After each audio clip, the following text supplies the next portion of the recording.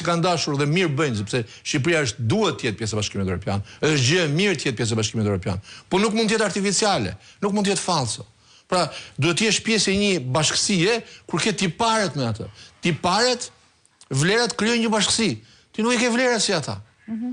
Nuk është se ti ndrove një ministër, bëre një ministër i cili nga mëngjesi deri në darkë ka filluar të gaboje, të rregullohet, puna ti nuk më merrem atë, sepse unë ja kam thënë ministrit jashtëm, nuk je ti ministri i jashtëm. Ministri i jashtëm është kryeministri, i cili fantazon, mendon, i cili nuk mund ta çojë Shqipërinë në BE, ku unë vi pra nga Gjermania, dhe ku raportet e BND-s, Shërbimit Sekret Gjerman, mbi Shqipërinë, mbi portin e Durrësit, mbi krimin organizuar, mbi kartele, se nuk është krim organizuar, është më shumë se krim organizuar, të cilat kanë kapur ekonominë e Shqipërisë, por dhe të Ballkanit, ti je pjesë e BE-s.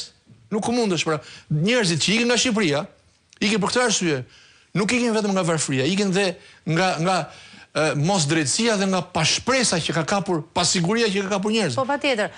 Është Gjermania një nga vendet skeptike, në kuptimin që një nga vendet bllokuese madje. Ka dy elemente që u themi njerëzit e haptas. Një pjesë kryesore është gjeopolitika, që duan me problemet me Rusinë, me botën dinamike, me rritjen e Kinës, që Shqipërinë ta bëjnë pjesë të BE-s, që është ana gjeopolitike.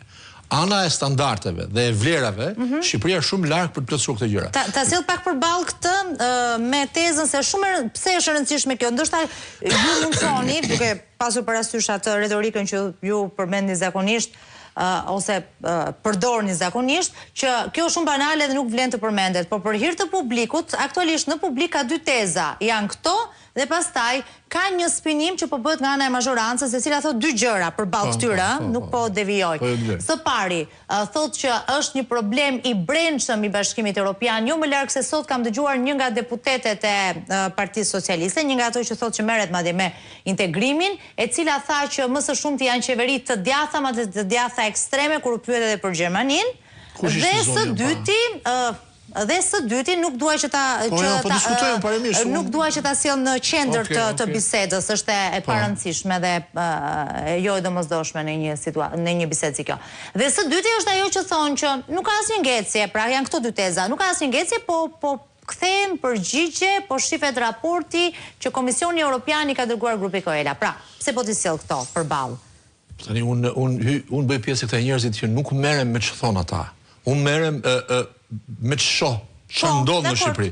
Në Shqipëri, nuk ndodhi kjo që spaku, që ishte reklama ose triumfi, jo i ditës, i këtëri 2 vitës i majorancës, që ne japim dhe tonët, a ndodhi publikisht kjo të gjithë njerëzit, zëvendës kryeministja, qëndroi mbi spakun, qëndroi mbi kryeministrin. Po më qëndroi te reagimi ndërkombëtarëve, se këtë ta solla për të edhe informacionin që ti ke. Kjo është përplasja që kanë ndërkombëtarët. Pra, gjeopolitika është diçka shumë e rëndësishme për botën, edhe për Europën, dhe është problemi që Shqipëria po degradon, dhe ky është një element, madje kryetari i Komisionit të Jashtëm Parlamentar, McAllister, deklaroi që ky është një test shumë i rëndësishëm për Shqipërinë. Po, e vërtetë. Po është e rëndësishëm sepse në moment që është kaq haptas, se ne e dim Shqipëri që jetojmë, si funksionon drejtësia, si funksionon pushteti në tërësi.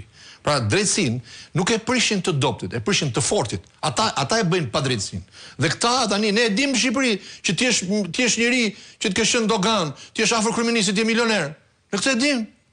Nuk ka nevojë të askush. Po më le ta marrë ata të konkludoj. Gjermania e di këtë dhe ka problem. E di që në Elbasan, në Durrës, në Vlorë, kudo, nuk fiton dot pospat e kartelet.